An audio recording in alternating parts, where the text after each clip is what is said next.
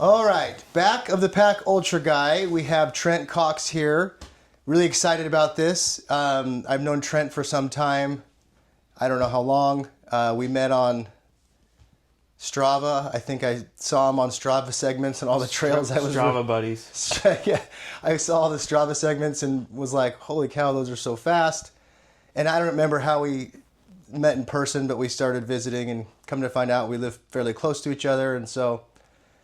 Trent's nice enough to go running with me and let me keep up with him, slow down for me.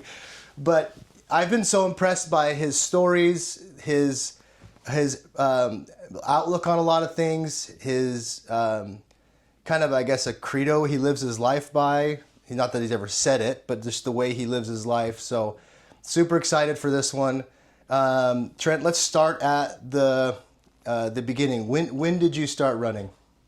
I started running as a kid. Maybe I was 7 or 8 years old. Saw my dad running. That was kind of a big part of his life. He was a military guy, Marines, and I think that's where he picked it up. And just saw him doing, marathons, did some ultras, and kind of was involved in that scene a little bit. Saw it, and he got me involved in it. So I did the whole cross country and track thing in junior high and high school. And kind of just found that I enjoyed it. Yeah, if your dad's a Marine, he either would probably hate running or love running by the time he's done with his career. Cool. So you start running, you're probably modeling what you're seeing, your dad, and let's kind of paint this picture properly, because this is not like last year, obviously, when ultra is big. 7 or 8, 9, 10 years old. I mean, what year is that? And your dad's doing ultras. Like, it's definitely not as big as it is now. Yeah, so let's see. It was 1996, I believe, when I felt like I wanted to start training for a marathon. And I think I'm trying to think, maybe middle school, 8th grade. Wow. Possibly Okay. 8th or 9th grade. I'm trying to think back. So my dad and I ran the St. George Marathon in southern Utah, and I think it was 96. I was 14. Try to do the math on that. I'm not sure. But around that time frame. Okay. And kind of caught the bug. It was kind of like, that was hard, but it was fun. It was gratifying. Like, the energy at that race was really cool. And felt like, a pull to, let's see how far I can go. So even though I was doing the cross country track thing, there was a part of me that was just like, I like the idea of just running for as long as you can. And so it was 1998, early 98, that I had trained for and participated in my first ultra. So it was 1998, January-ish. Did a 50 miler at South Mountain. Doesn't exist anymore, but it was called the Phoenix National Trail 50 miler. Okay, right on. Yeah, so I actually have gone back and looked at some of my training notes, because I was one of these kids that was a little bit pretty analytical and had, created a grid, made a calendar, written down my mileage that, in hindsight, I'm like, how did I know exactly how far it was? Because at that time, there weren't GPS watches that would say, how far you had gone, whatever, all the metrics that we have now. So there were, tons of solo runs. Even though I did that 50 miler with my dad, I think generally we kind of trained independently to some extent. But I look back and I think maybe 3 or 4 weeks before, I had charted a 50K route, or what I thought was 50K. And here I am, just barely 15, and I'm setting out for an 8-hour training run by myself, no cell phone, no GPS watch. Maybe I was carrying a quarter in my pocket to call my parents from a payphone if I needed to. I love it. And I think I had literally, this was like, I think I had a bottle of water or something, And so I had mapped this route, and felt like, yeah, this is probably around 31 miles or so, and kind of told my parents this is more or less where I'm going. And it was like, all right, see you later. Your dad's definitely a Marine. It's like, Yeah. take your compass and you'll be fine. Go out there and figure it out. So it was an interesting experience, like being a 15-year-old just going out and doing that solo. That's so awesome. I mean, the amount of mental strength at that age, that's so impressive to me, because I look back when I was 15 and I would complain about my dad saying, we're going to go help this lady out. We're going to go mow her lawn. I was, oh, come on, Oh, Christian, I'm sure I did my fair amount of complaining about other stuff. I'm just thinking, like, the mental fortitude, to stay that focused on something. That's amazing. So 15, you're training for this 50-miler, training run, 50K, unsupported, very unsupported. And I'd just like to point out, back in those days, because I remember those days, water bottles weren't really a thing. You go to the running store now and there's a whole variety of so many water bottles. Mm-hmm. These type of water, I don't even remember these type of water bottles when I was that age. I think the water bottles they had were kind of just, there weren't handhelds where you put your hand in the strap. It was, the bottles that, like for a bike. Yes, that like road cyclists or mountain bikers had and put in their, on their bike. I'm getting this vision of young 15-year-old Trent holding a cycling water bottle, with his quarter, just getting after it. And I probably brought, like those old school power bars that were just disgusting. Yes. Like, you felt like when you ate one of those, your jaw was working so hard that you're like burning the same number of calories that it provides. And if it was even cold, even the slightest bit cold, that bar was... good luck. Yeah, I do remember those. Yeah, the power bars, they had chocolate, they had banana. I don't even remember any other flavors aside from that. That was old school. Yeah, I remember that. But yeah, ultras changed a lot. Like, when I think back at that race, very few people, I think there was less than 100. It was an era of ultras where it's like, it was just, you were the weirdos. Yeah. It was generally the guys that had run some marathons but knew they weren't super fast, and so they're like, let me just push myself to go further. And there wasn't really any trail specific gear. Like, I look back at photos taken of that, and I was wearing like a cotton shirt from a previous race, which I probably would not do because I'd be chafing like crazy. So I wouldn't do that now. Yes. I was wearing a pair of swimming trunks, a hat. I had a pair of Nike road running shoes, because I don't know if there was a ton of specific trail running shoes at that point. And then I had like an old school Camelback that like just was like the backpack. At that point there wasn't really anything to really make it super stable. So I think I had like zip tied or whatever. I love it. To pull it together so it wasn't bouncing. It was kind of just like you're just figuring it out. You're just doing your own thing. I like how you brought that up, this era of ultras, because I obviously wasn't running ultras then, but the books I've read, listened to, and different things online that I've read from those older races, they were the misfits. They didn't fit in at the road running scene. And I feel like when I started out in ultra, that was just the tail end of those glory days, the misfits. And now you've got all these really fast guys from cross country teams, D1 schools going out and doing trails. Nothing is wrong with that. It's just, it's very much changed. And I felt like I caught just the tail end of that experience with all those misfit people. And I love the trail scene. The trail running people are amazing. And I feel like that they found their own community. Mm-hmm. So you've got 15-year-old Trent completes the 50K training run, the 50-miler. How was that? How did you end that race? Was it successful? Did you? I viewed it as a success. I finished. I'm pretty sure the time cutoff was 12 hours, and I think I snuck under that with like an 11:57 or something. I remember my stomach going south on me, and my dad and I ran a good portion together, but fearing the cutoff, he was like, I'll meet you at the finish. So he took off, and I think he finished maybe 5 minutes before me. In his mind, he thought, if you could finish the 50K solo training run, you can figure out how to get to the finish line. Yeah, but it was, like it was winter, so it was start with the headlight, finish with the headlight. Cold too. A little chilly. Well, for Arizona. Yeah, a little chilly for here. I remember finishing that being pretty destroyed. I bet. Finished on, I think it was a Sunday race, so finished Sunday evening, and took the day off of school the next day.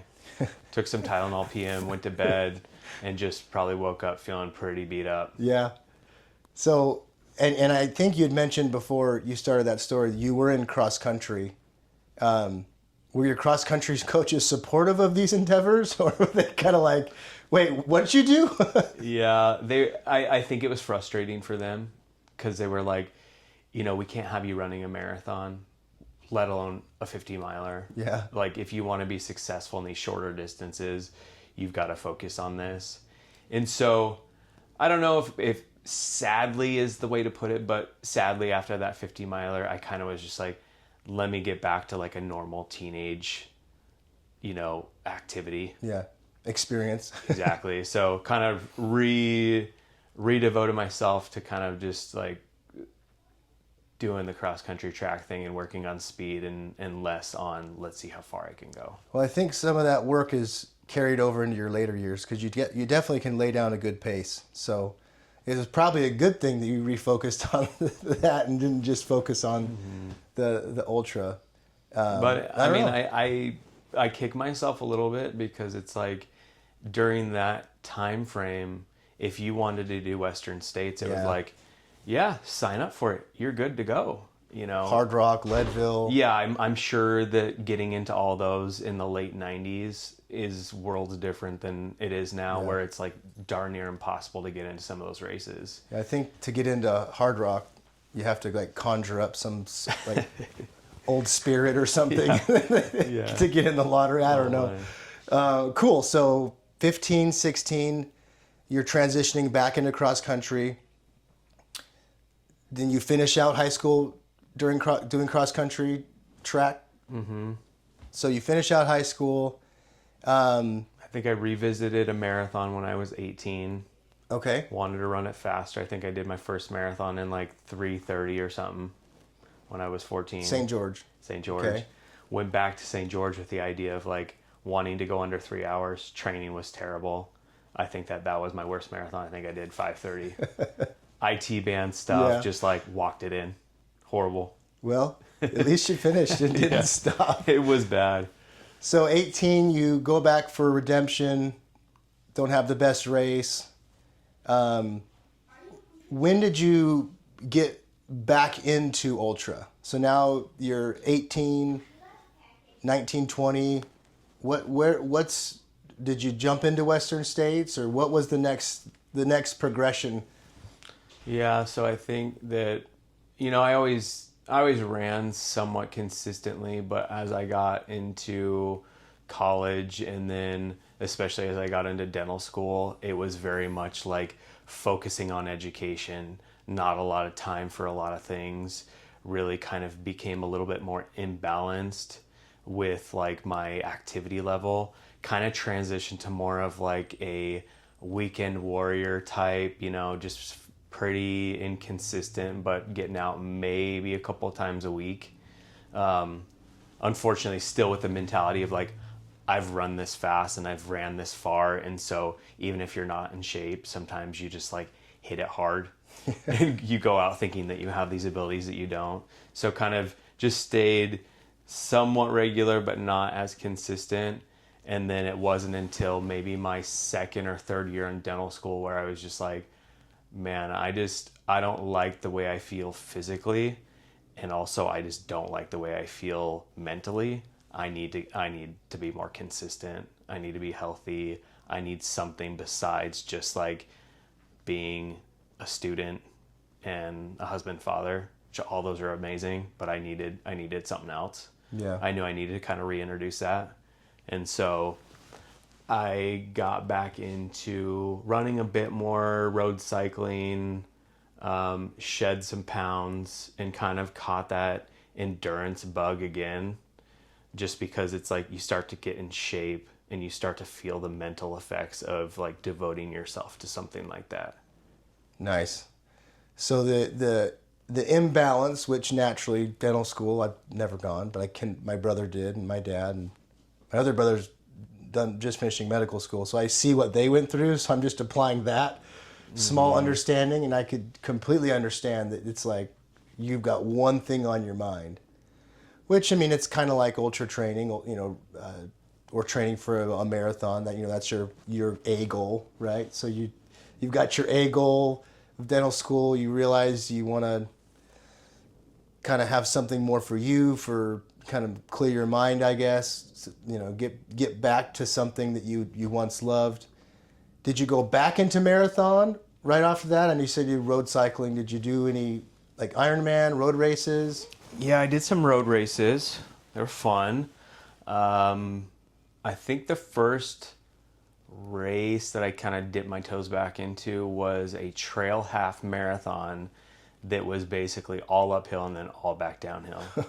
I think it was like 2,500 feet of climbing up 6 miles and then back down. There you go. And I was like, this is fun. This hurt.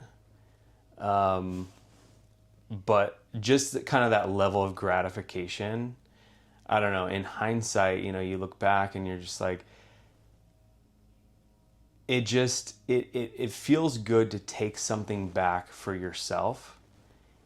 Sometimes we're living this life and we're kind of just like, I just don't feel that good. I don't feel that good mentally. Maybe we're not as analytical of, trying to figure out what it is that I need to change up to feel better. But I think having diversified goals, goals as a husband, goals as a father, professional goals, maybe some sort of spiritual goal. And then I just feel like you have to have some kind of physical goal. There needs to be a physical outlet in working towards something. And I don't care what it is. I mean, it could be like, hey, I want to be a little bit better at pickleball. Yeah. I just think that there's value in pursuing diversified goals, because maybe in one aspect of life, maybe, despite your best efforts, you don't feel like you're a good parent because you have teenagers and whatever, it's like you're still working at that, but you're not maybe getting much gratification out of that. But then I have diversified goals where I feel like right now professionally things are going well. I feel like things are going well with my physical pursuits, or vice versa. If you get injured with pursuing your physical goals, it's like I've got these other goals that I'm working on too. It's like when you go all in on one thing and that starts to go south on you, you lose kind of a sense of self. But if you're diversified, I think it's like, okay, I'm still good. Yeah, I like that. You're trying to excel in all these areas, and if one is kind of lacking where you're not doing as well as you want, you still have all these other areas that you're focused on and excited about. So you're doing some road races. You did the half trail marathon. Loved that. About how old are you now? I'm probably mid-20s. And you mentioned married. Married. By the time I went to, I had we had our first kid before dental school, and then we had 3 throughout dental school and orthodontic residency. So it's kind of, just starting to introduce in some of the physical activities. I did do an Ironman, one and done. Yeah, one and done. That was when we lived out in Madison, Wisconsin. I think that was 2015. I think maybe 2015. Nice. Kind of came about the same way that the first marathon and the first ultra marathon came about, which was, this is something I eventually want to push myself to do. Something that seems difficult that I want to work towards. It's not a short and easy goal. It's something you have to work at. So did that. Kind of got the ultra bug again. I think I did a 50 miler. And it did not go very well. And I was just like, I think that I really want to go all in on this. Just take it a little bit more serious and see how good I can get. And I knew that was kind of like a crossroads, insignificant crossroads, but crossroads nonetheless, because it was like, I can continue to do this casually, or I can see what it looks like if I'm more consistent and I actually work at this and see how fast I can get or how far I can go. So that race was, I finished a 50 miler, and that was when we were living in Wisconsin, and I felt like, okay, let's see what it feels like now that I'm in my career and we have our kids. And even though they're young, I feel like I'm in a position where I can kind of devote a little bit more time to just seeing where this goes. And so got a little bit more serious in training, a little bit more consistent. By that time, I think this was 2012. Around 2012 is when I was like, got into Strava. And I'm the type of person where it's like, if I have a way of tracking something and seeing that like that run that day was a check mark on that day, that's something that's appealing to me. And so as you accumulate those check marks every day, it's kind of a self-perpetuating cycle where you're just like, well, I got to keep this going. Yeah. I can't miss a check mark. Yeah, no, which I don't know if that's a super healthy approach. There's worse things. Yeah. I mean, you can get obsessed over worse things, but yeah, I really over the years have seen what it feels like and the outcome of being consistent. It's not like people say, how do you train for this? How do you train for that? Thinking that it's going to be this, you got to do this one workout. Right. Or, you've got to use whatever gear or whatever it is. But it's not a glamorous answer. It's No. getting out the door, regardless of how crappy you feel, how unmotivated you feel. I'm getting out the door, I'm putting in the time, and it's just accumulating and it's building. I think the consistency is like the key to everything. Yeah. I think, at least for me, when I started to get into the longer distances, I was scouring the internet. That's actually one of the reasons I got the idea to do this. I was scouring the internet for just advice, understanding, training. I listened to a ton of audiobooks by people talking about ultra experiences and training. And maybe I was searching for that one thing, like you mentioned. What's this one thing that I'm missing? Mm-hmm. When in reality, it's exactly what you said. It is just doing it every day. Yeah. If it's time on your feet, walking around at a fast pace. Whatever it is. If it's, hill repeats, whatever it is, it's Sure. that constant training. Mm-hmm. And I think that's something I overlooked when I first started. Maybe not on purpose, but I was trying to find that special secret thing that was going to make it, the heavens open and it would make sense and I would have this great success. But I think that's a great way to say it. It's just a constant consistency. Well, and I think a few years back I saw somebody come up with some sort of object lesson that's like, what happens if you pour a bunch of water on top of a rock? Nothing. It hits the rock, splashes off. What if you take that water and over days and months and years, it's just one drip, one drip, one drip. It eventually creates a divot and could potentially create a hole. Yeah. So it's like, that's how we need to look at our activity. If you want to just dabble in it, that's fine. It's just whatever you want it to be. But if you want to build and become better, there's just no denying the fact that it's just one drip at a time that creates that change. I like that. One drop of training a day keeps the goals going. Yeah. It just keeps building towards the goal. I love it. So you get your first race after this crossroads is the 50 miler. Have got the 4 kids, you've been married for some time. What's your wife's response at this crossroads where it's like, I'm committing to this now? Was it like, what are we doing? Or was it like, what was her response? Yeah, I think that she always knew me to be an active person, and I'm fortunate in that she is very active as well. And so as we've been married for 20 years now, and early in our marriage, it's like we had come to understand the role of some sort of physical outlet, exercise, and mental health. And so I feel like we've always been very supportive of each other pursuing things, just because we know what it looks like when that's not built into the schedule. it's not like we're, addicted to this necessarily, maybe a little bit, but it's like we know that we are bringing our best version of ourselves to our relationship, to parenting, to whatever else we're involved in, if that's incorporated. And so she's been very supportive most of the time.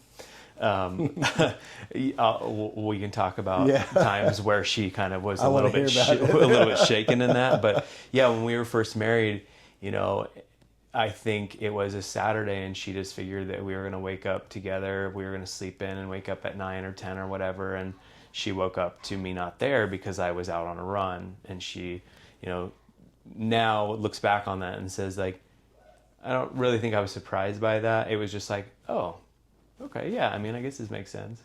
So yeah, just like supporting each other in physical endeavors, just to be healthy and set an example for our kids and be mentally healthy. I love it. So we got a lot of support. She supports the activity. What did you do, more 50 milers, or did you start to dabble in the longer distances? Yeah, for the most part, kind of went into longer distances. I think I did my first 100 miler in 2014. It was the Javelina. We were living in Wisconsin at the time. I was doing all my training out there, obviously. Came out this way because all my family is here. Did that race kind of with a goal that I wanted to go under 24 hours, but I really didn't have much of a concept of what it was going beyond 50 miles. I hadn't done 100K or anything. Overall, I feel like that race was pretty successful. I feel like it's just, you learn, how it goes. You learn through experiences, because being on your feet that long, outrunning that long, it's like you're going to have, it's not, oh, I wonder if today's going to go smooth. No, it's not. Yeah. Not everything's going to go smoothly, but what is it and how can I troubleshoot it? Yeah, it's something that I could have done differently. Yeah. So came out and did that. I think I finished in around maybe 22 and a half hours or so. Right on. Was in a lot of pain, a lot of blistering. In hindsight, probably good that my wife, Carrie, wasn't there because she's so loving. She worries so much about me. She's a really awesome wife, but like subjecting your spouse to seeing you in those states where you're really broken down. Because by the time I went back home, I was feeling pretty good. So I think after I did that, I was like, I liked it. It was hard, but it was like, I want to see if I can do that better, and I want to do it on different courses. So I done Javelina 2014, and then I think it was 2015 is because I got on the cycle of I want to go to Western States, so I've got to do a qualifier each year. So the 2 next years I did a race in Indiana called the Indiana Trail 100. I guess that was 2015, 2016. I think I did Ironman in 2016 as well, and then came back to do Javelina maybe 2018. I have to look, but yeah.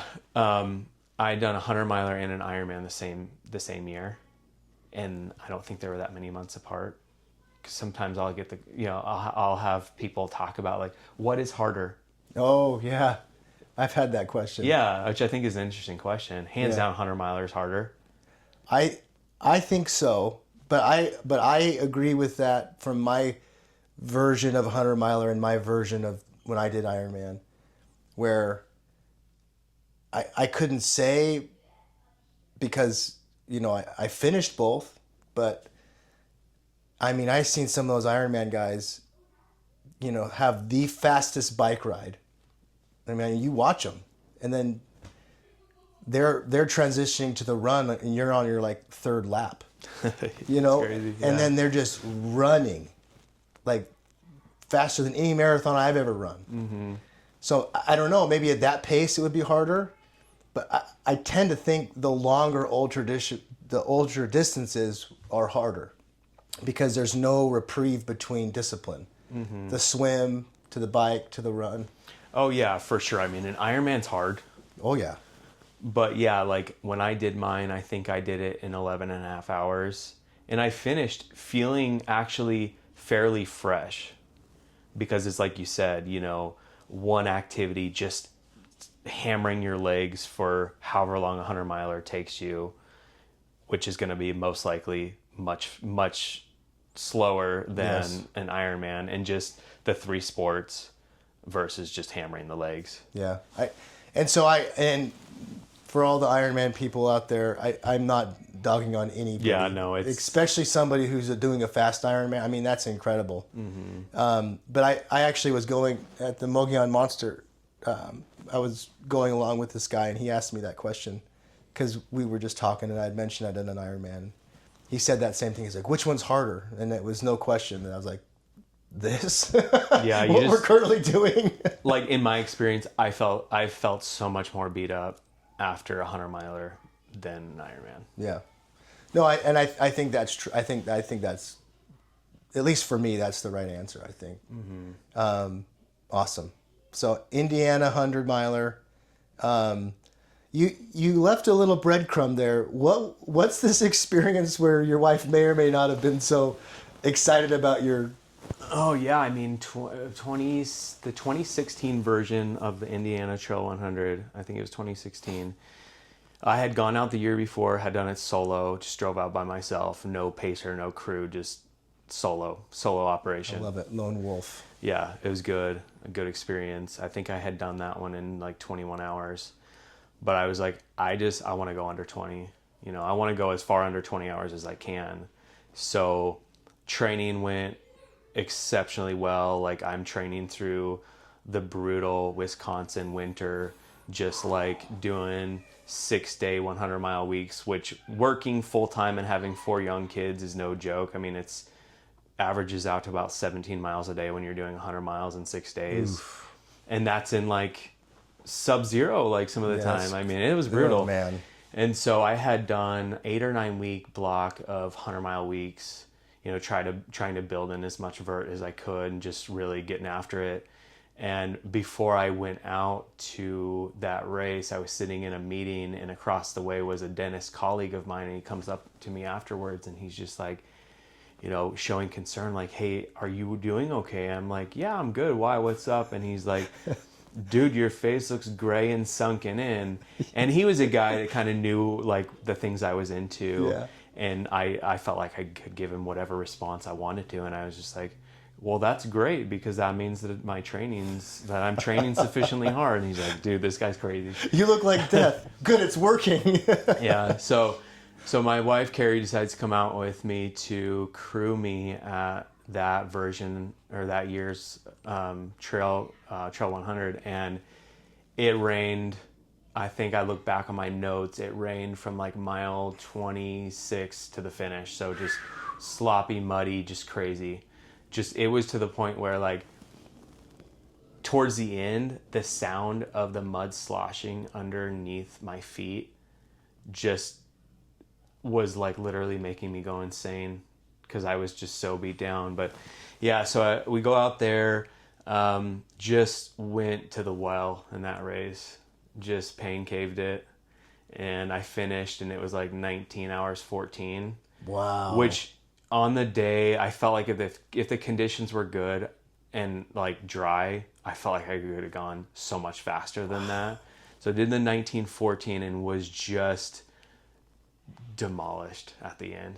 You know, finish at like 1 a.m. or something. I don't even remember. And she's at the finish line. And that's a funny contrast when talking about Ironman versus a 100-miler. Ironman, so much energy. Oh, yes. Incredible energy. Yes. They're yelling your name, just a lot of spectators. I finished that race. There was like one person that was like, here's your buckle. Good job. I go to an empty tent. You know, maybe there's some other people that are just like, just carnage. And, you know, it's just like, all right, well, okay, should we go? Okay, bye.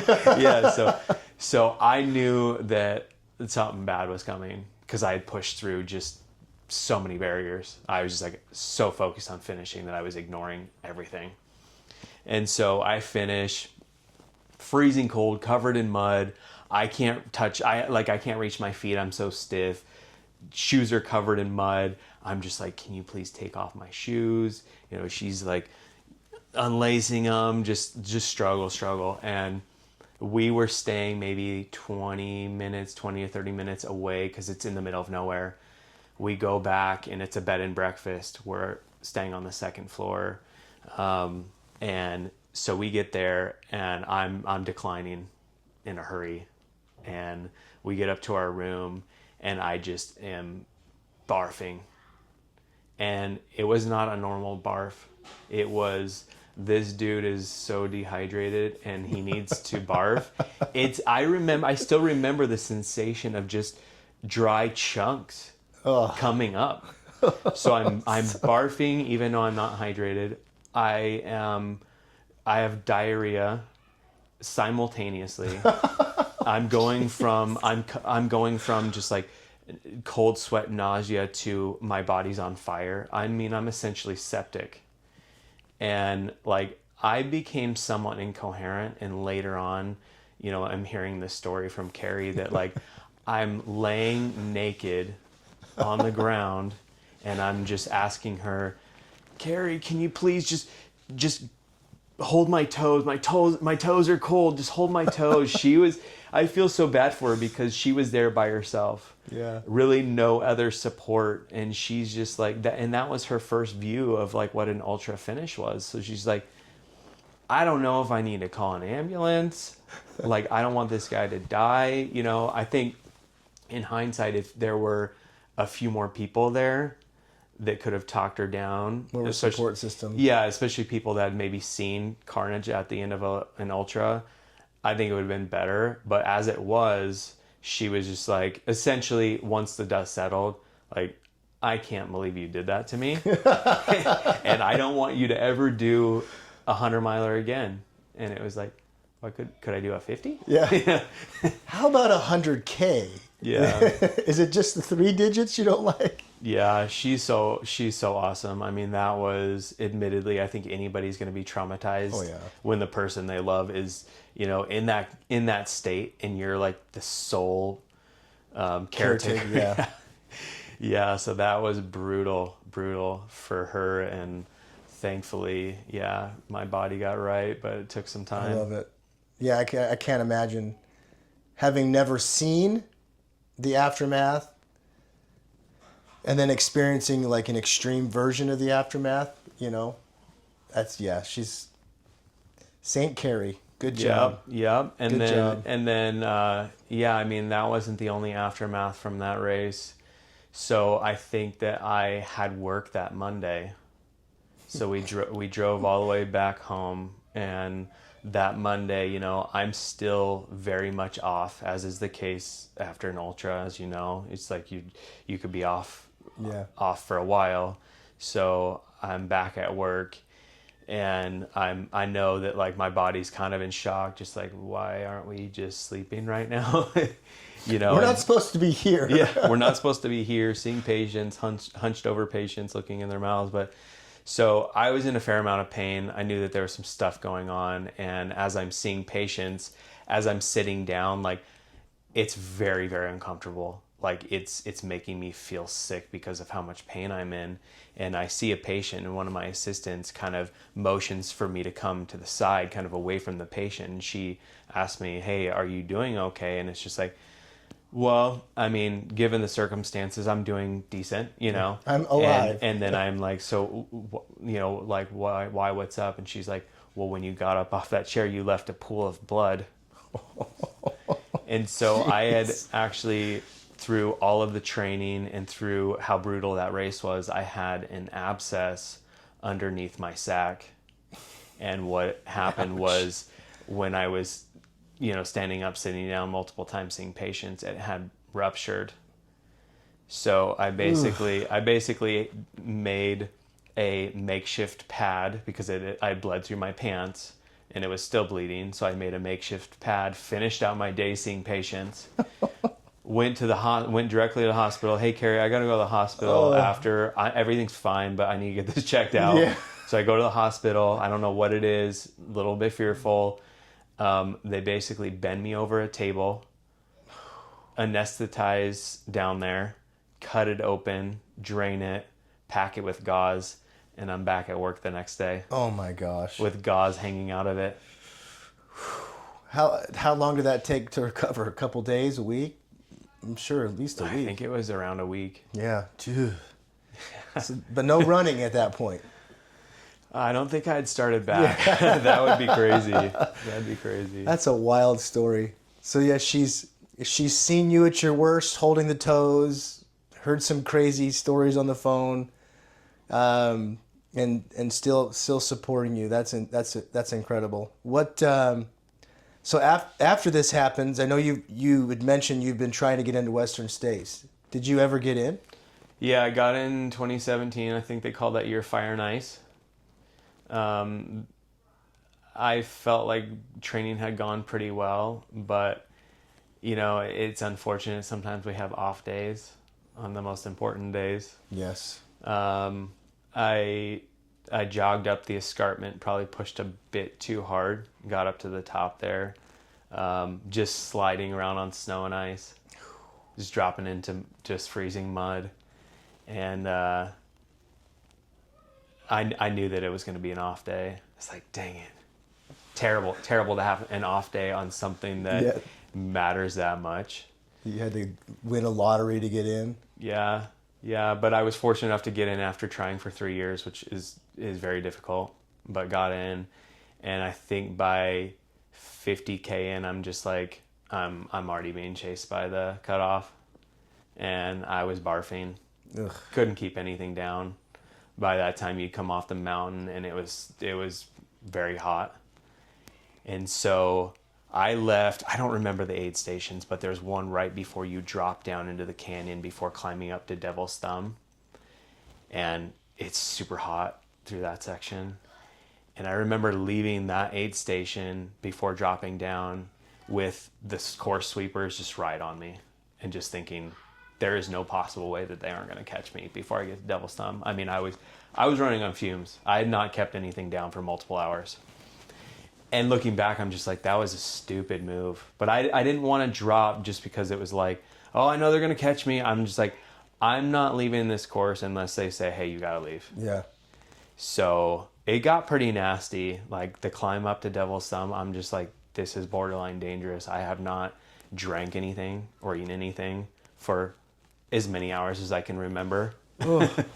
And so I got up to the top there, and it was emotional. I was just like, I'm fine DNFing a race, but one that's that significant, it hurt just a bit more. Yeah.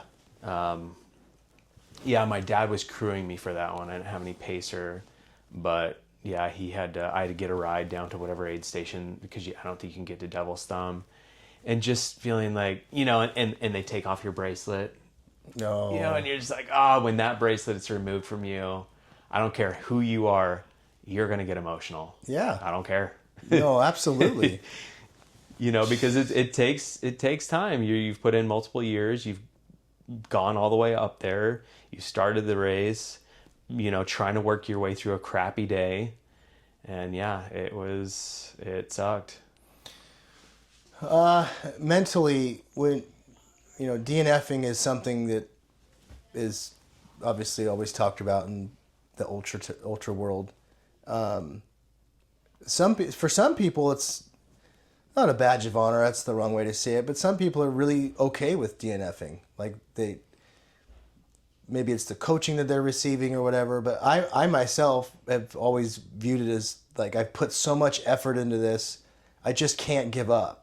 Unless it's like a mechanical issue or I get pulled from the race or whatever it is. But I know for me on my DNF, it was fairly tough to come back from that. And it wasn't even my A race. So I can't even imagine what it would be like to come back mentally from your A race, one that you've been looking forward to. How long, kind of walk me through that process. Yeah, I think it's interesting because we're so critical of ourselves. Like, you could have 50 successes, but when that failure comes, it's almost like it's in our nature to let it undermine all of our successes, which is unfortunate. So I think it's kind of just reframing it as like, showing yourself some grace. Like, we all have off days. We all have things that, despite our perseverance, tenacity, whatever, we can't make it through certain barriers. I think the most productive thing to do is tell yourself, like, if I hear a race report from the guy that won it and everything was seamless, it's like, that's cool. But the ones that I value the most are, the back of the pack person, or the person that, my goal was under 20 hours for this 100-miler. And guess what? I finished in 34. Yeah. Okay, what happened? Yeah. Let's hear it, because there's some good stories that are going to come Yes. out of that. And I think it's like, I had experiences during that Western States where it's like, I find that almost just as valuable as a finish in the buckle. Those things, the things that I experience is the lessons that I learned, and that's kind of been the theme for me for running, is just like, you take all your successes, you take failures, you put it all together and you look at it as a whole. And it's like, what lessons have I learned? What cool stories have come out of it that have benefited me and can therefore benefit others, like my kids or whoever else, when I tell the story of like, hey, this is a time where it was really hard and I persevered, or there was like an insurmountable barrier and I worked through it. I think it's the stories that come out of the successes and failures, but especially the failures, that can be the most valuable. I agree. Those seem to give you the most introspection, time to think and figure out, and think about who you are. This idea that you get so wrapped up into ultra or whatever you're doing, it becomes your identity, and then you have a DNF or a race that doesn't go your way, and it's like your identity like gets this huge dent or shattered, depending on what happened. And for a lot of people, it's hard to come back from that. And maybe that's, builds the case to being diversified in your goals too. It's like, yeah, it's normal to be a bit hard on yourself after you come up short on something that you've been working so hard towards. But it's like, you got to resist the urge to define yourself by that failure, and focus on, how well you have done all the other things that were successful. Right. So putting less of your identity on the line when it comes to accomplishing your goals, because we're all getting older and slower and have more injuries and whatever. And so it's like, if I define myself as, I need to be on the podium of the races that I do, and I come up short, then that's a shame if I look back at a race that, I got 10th or 15th or 20th and say, that's an automatic fail because I told myself I had a podium. Right. Or whatever it is. No, I think that's spot on. That's, there's nothing more to really add to that. With this idea, so after Western States, you had this experience. What was next? And I forgot to ask, how old were you at that time? About? I had to have been 33.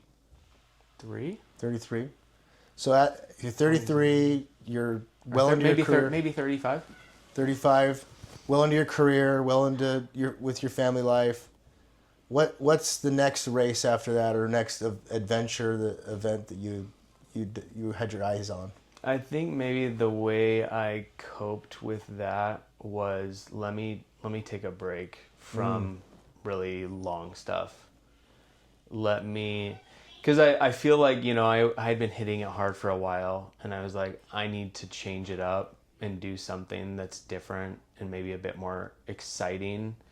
And so that's when I dropped down distances and, said, let me revisit the marathon, because I went back to I'd like to run under 3 hours on the marathon goal, and shorter stuff, faster, which I think the body sometimes appreciates, you kind of doing different things and going through different cycles and like introducing more speed at different points, or, more endurance at others.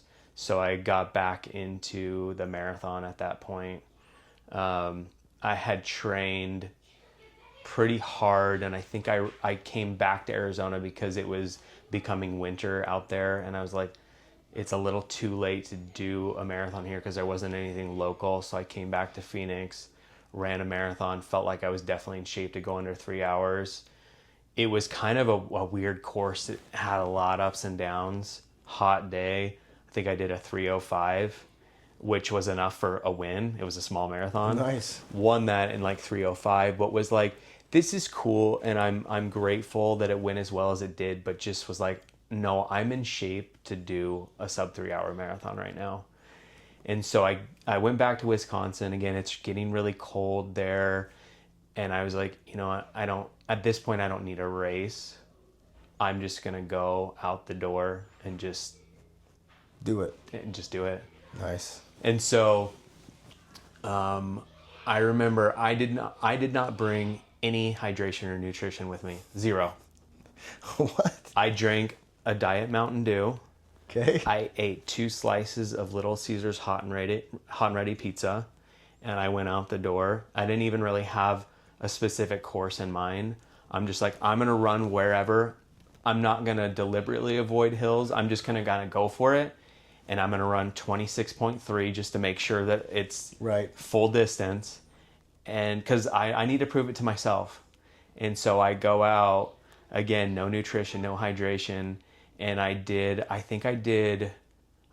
went back and looked at it the other day. I think it was a 2:57 something. Nice. I ran 2:57 solo, and I finished, and I was like, wasn't a loop. I finished, and I was like 3 miles from my house.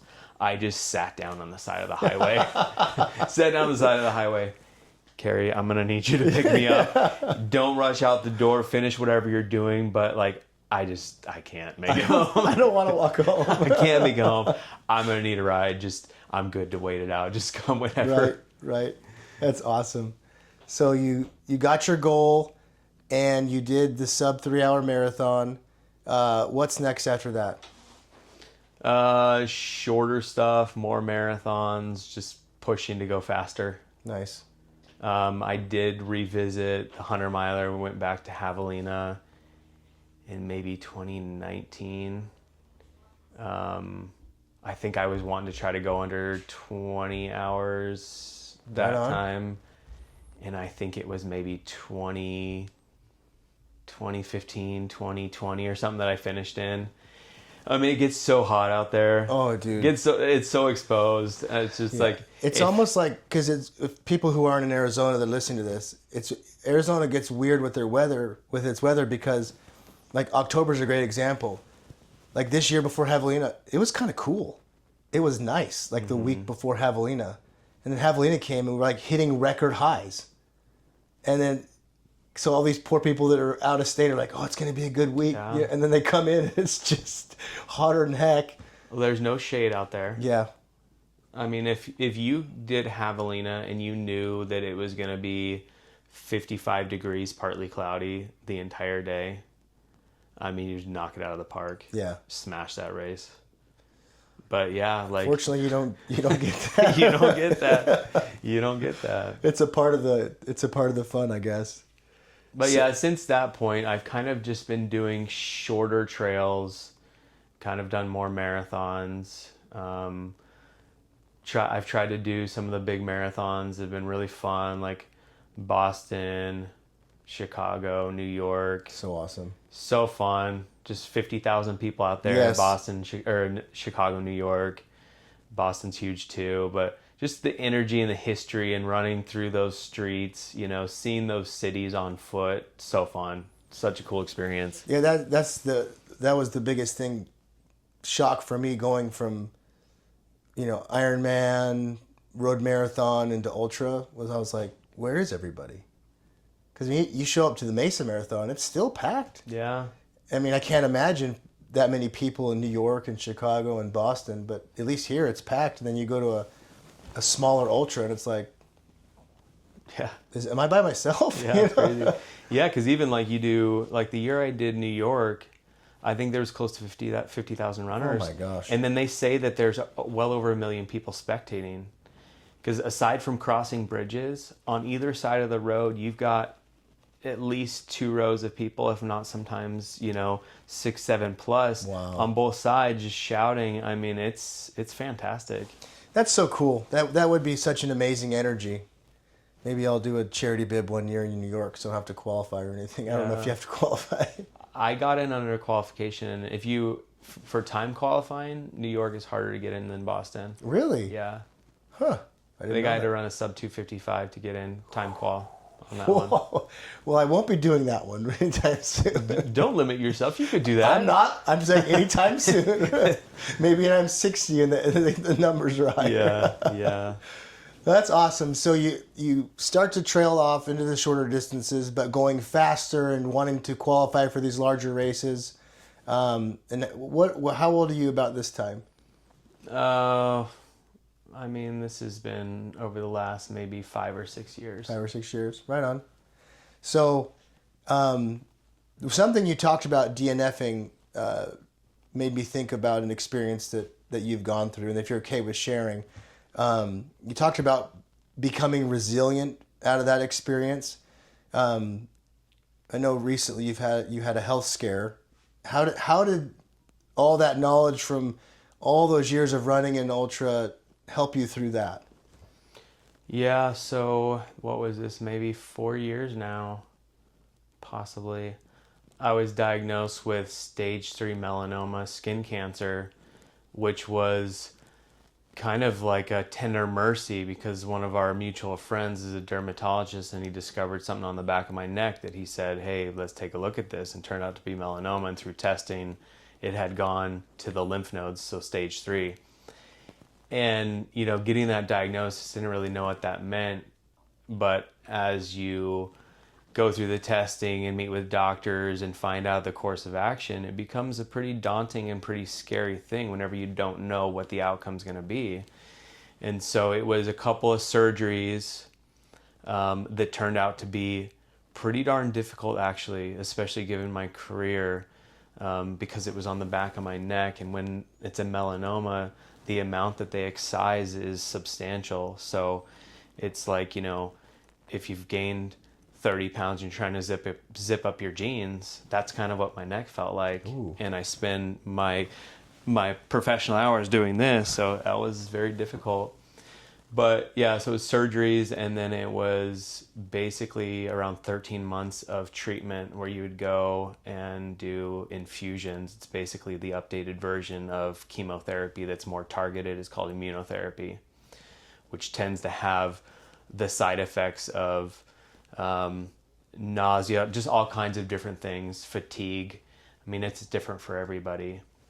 So, being the father of 4, being like the sole provider of my family, it's like I need to continue to work, and so it's also, I'm very into being consistent with my form of exercise, and I was not willing to give up on that. It was something that I knew that I needed, because if I had to take an extended break from running or doing any type of physical activity simultaneous with going through that, I mean, it was hard enough as it is. I needed that to be able to stay sane. I just needed that outlet. So you're staying consistent, you're going through treatment. Obviously you're still here, so you got through the treatment. Yeah, I think I'm maybe around 2.5 years remission. Awesome. And I know, just because I follow you on Strava and Instagram, you didn't just jog during your treatment. I mean, you were out there getting the podiuming races. Yeah. So, I mean, help me understand that, because that, to me, when I think of somebody being sick with something that severe and the doctor's like, take it easy, like, you would be the worst nightmare for a doctor who was like, take it easy, don't do anything crazy. Yeah. No, my oncologist at the time was always eager to ask, like, oh, really? What have you been up to? Because it was very much like I need to show to myself that, like, this is not gonna hold me back. it was a fight.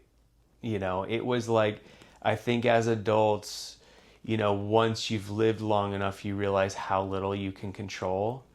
And depending on your personality type, it's like you're fighting to control what little things that you actually can control. And so that was me basically saying, like, you know, you're, you know, speaking to the disease, no, you're not taking this from me. Like, I respect you. We're going to work our way through this, but I'm not letting you take this from me. So it was a fight. I saw it as a fight. And it wasn't like, let me just, you know, put in some light jabs. It's like, no, I'm going for the knockout punch. You know, and that's why it wasn't just like, let me just jog around. It was like, no, I'm going to still pursue my goals. I'm going to still work on being fast. I'm going to still race. You know, and I did do a 50K during my cancer treatment, and I think I got third at that one. That's awesome. Yeah, so those were very emotional times. Like, it's not like I'm running advertising, hey guys, guess what? I'm going through cancer treatment right now. But it's like, I'm standing on this podium, and I have no business standing on this podium right now. This is almost purely mind over matter, because literally, I mean, it could have been harder, but like, I got some odds stacked against me right now. Yeah. You know, and there were a couple of times where I would do my full day's worth of treatment. The cancer treatment center is about around an hour away from where we live. And so you go out there, you do your PET scan, you do your oncology visit, do your blood work, and then you do your infusion. You just sit there and let the medicine go into you or whatever. And there was a time when I was like, I want to, at the end of my treatment day, I want to go to the high school track, and I want to run a sub 5-minute mile. And this is one where, you know, when the oncologist says, hey, what's new? What have you been up to? Because he knows that I'm crazy or whatever and do extreme things.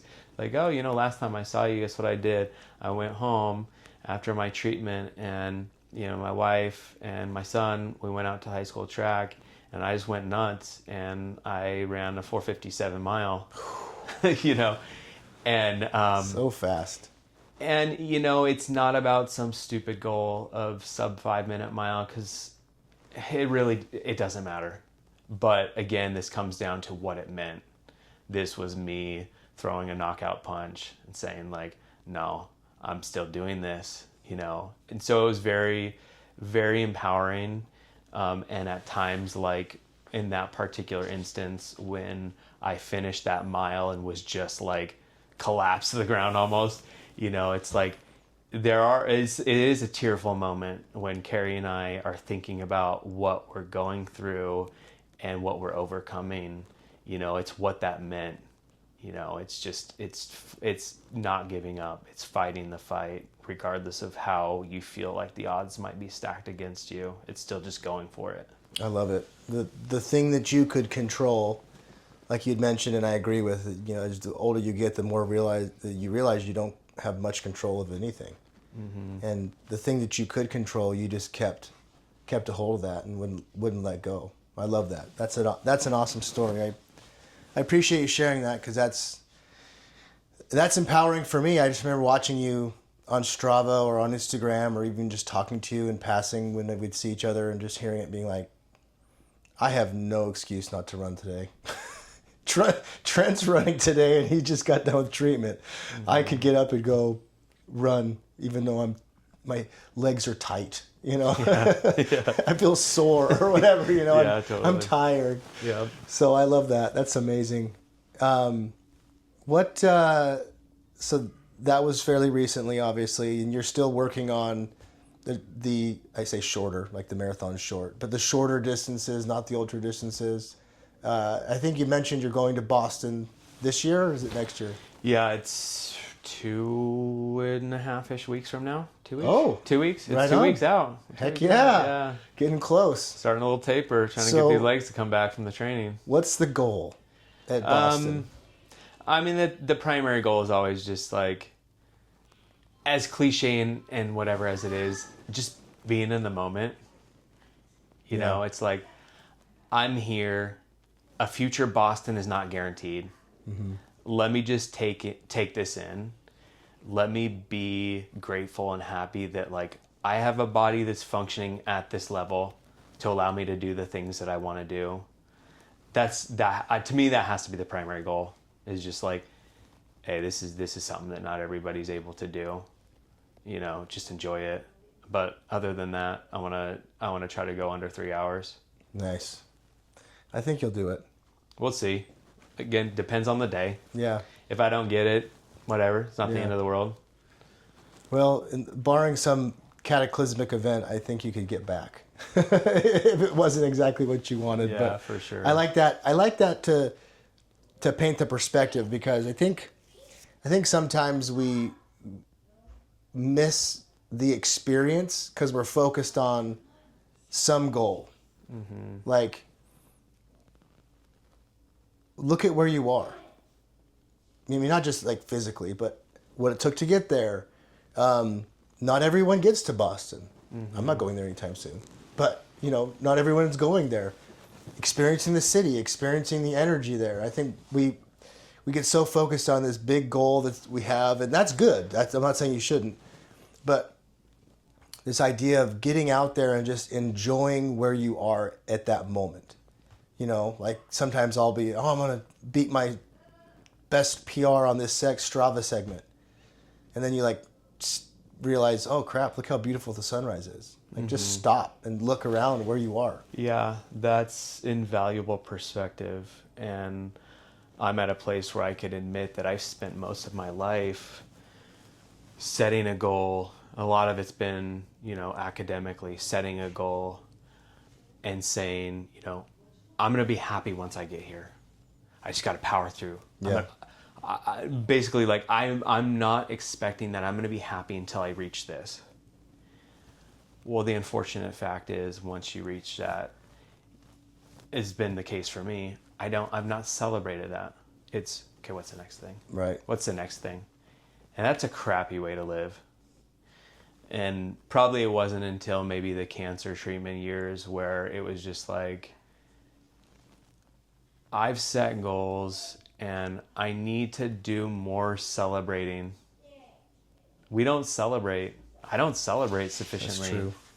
It's like, I want to celebrate even the smallest of things now. There will be mornings where I'll wake up and I'll just be like, oh, I feel like garbage right now. I have no motivation. And I don't even know how. It's in like a sleepy days that like all of a sudden I realize like, oh, wait, I'm running right now. Yeah. And then I will literally say, sometimes even out loud, like, good job for getting out the door. Yeah. That's a big deal. So it's like, I know I need to celebrate more.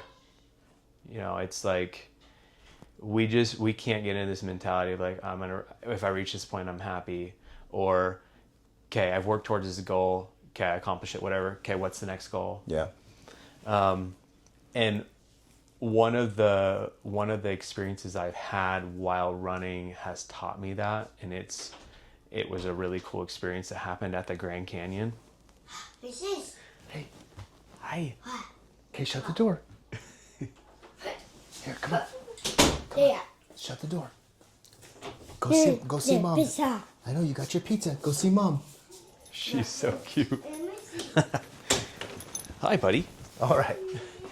Yeah, so there was a year that I had decided that I was going to do the Grand Canyon rim to rim to rim. And this is another experience where I probably should not have. I never advocate lying to your spouse. But I had told her, I'm going to go up to the Grand Canyon. I'm going to drop down to the river, South Guy down to the river, back up Bright Angel. Just quick thing. And I had it in my mind that I was most likely going to do rim to rim to rim. So I started at like 1:30. Mind you, this is mid-August. And Perfect time of the year to run. Perfect time of the year. People look to do this during times when the weather's actually decent. March. Because I think sometimes people don't know that like the base of the canyon is exceedingly hot. It's the same temperature as Phoenix, as you know. And so part of me was wanting that challenge of doing it during an extreme weather phase. And at Phantom Ranch, which Phantom Ranch is kind of a lot of vegetation. So it's a bit cooler than portions of the North Kaibab where you're in a really narrow rock canyon. But on that day, Phantom Ranch recorded a temperature of 116. Ooh. So it was 116 down there. And so, honest to goodness, it was probably at least 120 in some of those sections of the canyon. So I had started, I think it was at like 1:37 a.m., started down South Kaibab to go across, and was pretty much behind the schedule I had set for myself from the get-go. Because I wanted to get up to the North Rim and back down through that canyon well before the heat of the day. I was moving at a snail's pace, and I was literally, 2, 3, 4 p.m., hottest part of the day in that section. Ghost town. Not a soul. And so I'm just powering through, just like, get it done. And I started up Bright Angel, and I just was like, oh my gosh, I'm dizzy. Started barfing,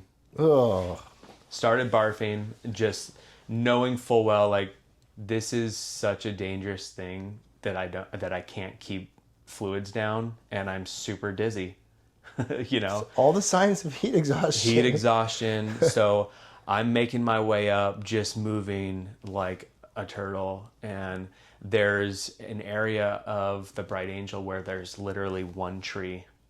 And so I'm like, I need to get there, and I'm going to crash for however long I need to. So I get up to that section. I'm laying in the shade of that tree. I've got barf here. I've got diarrhea here.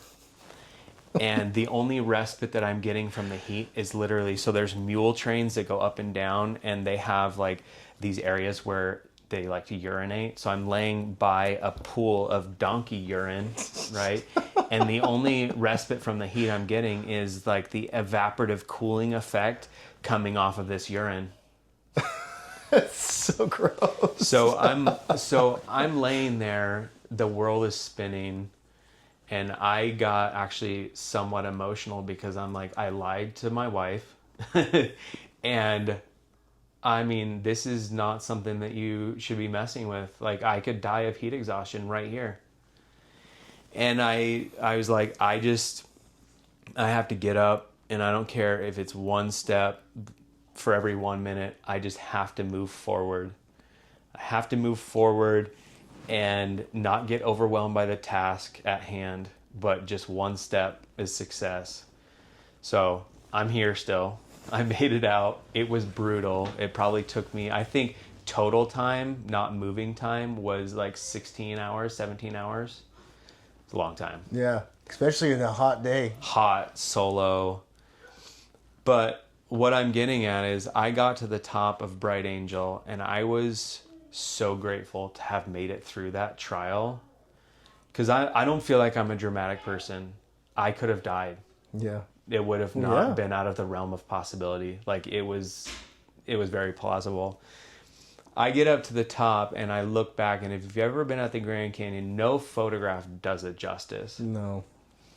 And I look back, and I was just like, wow, this place is incredible. It's so beautiful. And I got down on myself because I was like, I just spent 17 hours in this wonder of the world that sometimes people like make lengthy travels to see.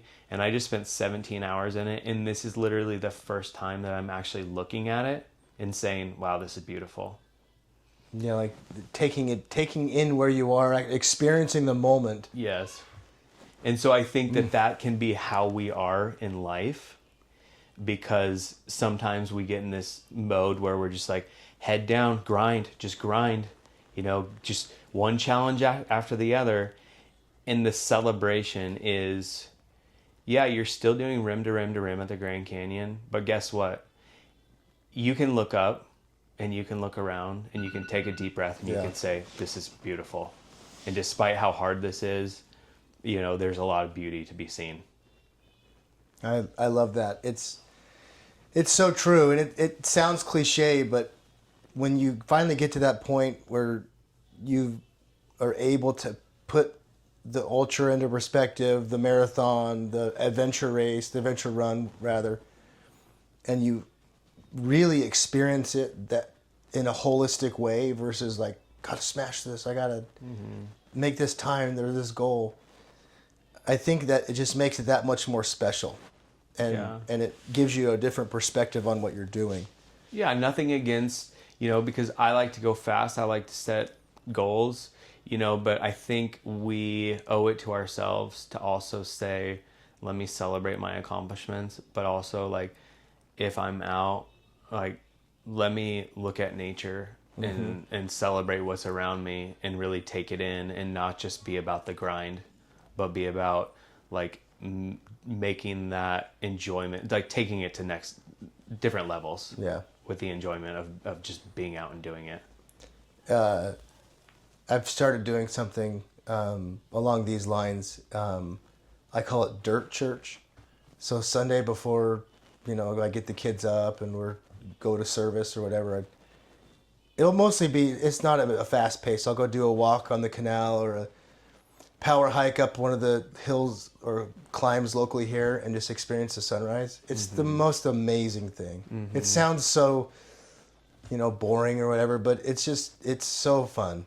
And you're just taking it in.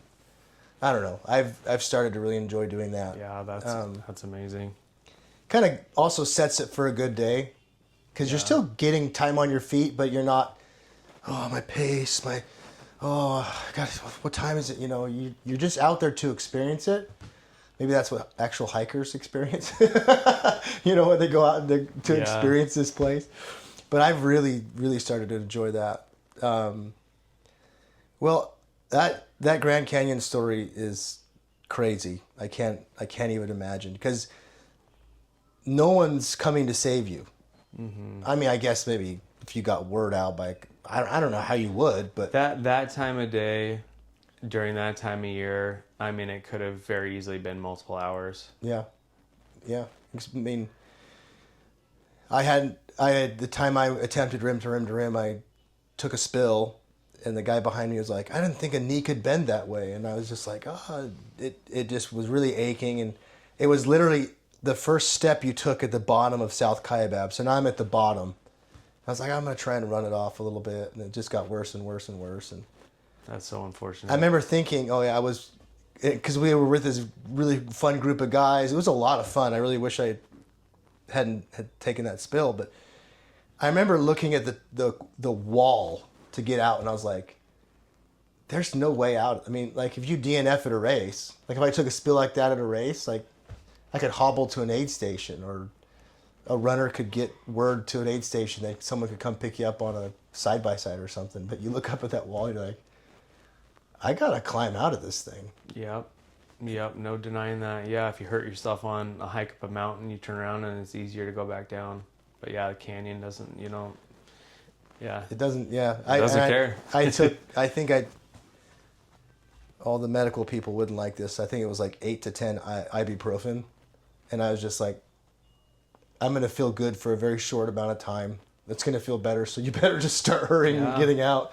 And I got to the top and it just was, instantly I got to the top, all that was wearing off and it just tightened right up. And I was like, well, there's nothing wrong with vitamin I. Vitamin I is good for you. Maybe 2 or 3, but well, cool. I wanted to give something to you. I saw on a podcast where people give, this guy in particular gives a gift every podcast. So I got something for you here. This is something that I thought of when I saw it. I thought of you when I saw it. Death March Running Company. Death March Running. It's my favorite ultra brand. Yeah, that's nice. Their art is awesome. Very cool. They're cool amazing, design. Amazing people. They helped me with my charity bib for Sonoma Canyons this year. They're really cool people. I'm not paid by them, by the way, or anything. I just love their gear. Yeah, it's nice. Thank you. But I appreciate you coming on here and doing this because I think your story is so impactful. It's one of many, but I think your story in particular of just the life you've lived thus far, the experiences you've gone through, I think they're so valuable to other people. Anything else you want to say before we sign off? Yeah, maybe following the theme of our talk today is just be easy on yourself. Celebrate your victories. Take some deep breaths. Even if you're grinding through something hard, take time to look up and see the beauty amidst the grind. I love it. Find the beauty in the chaos, in the grind. Yeah, no matter how hard the grind is. I mean, I was literally fearful of death. And yet at the end, it's just like, just look up. Just look up and take it in for a minute. Even if it's a short minute, before you have to get grinding again, it's just like, just take those moments. I love it. Well, Trent, I appreciate it, and I will see you out there.